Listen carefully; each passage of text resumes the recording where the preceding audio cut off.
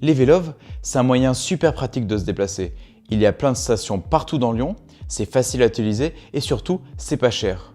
Entre nous, c'est quand même bien mieux que toutes ces trottinettes qui traînent sur les trottoirs. Mais tout de même, il y a un truc pénible. On n'est jamais sûr, de 1, de trouver un Vélov à une station, et de 2, de trouver une place libre pour le garer en arrivant. Et ça, c'est particulièrement vrai quand vous êtes pressé par le temps, pour prendre votre train ou pour un rendez-vous par exemple. Du coup, vous n'êtes pas content, vous avez raté votre train et en plus vous avez dû marcher une demi-heure depuis la seule station où il y avait de la place. Il y a bien l'application Vélov, mais elle marche uniquement pour les disponibilités actuelles.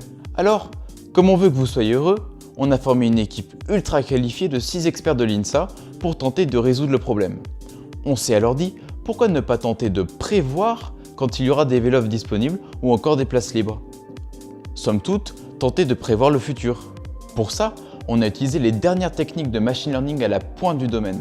En gros, on a mis en place un réseau de neurones méga puissant capable d'apprendre à prévoir la disponibilité des Vélov à travers Lyon de manière super rapide. Pour entraîner ce réseau de neurones, on a réuni les données des Vélov de Lyon sur plusieurs années.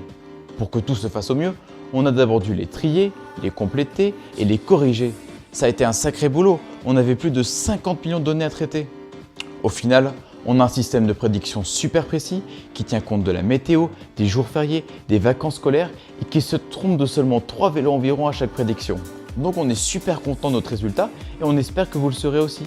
Bonus, on a fait une interface ultra propre pour accéder aux infos que vous voulez super rapidement et quand vous le voulez.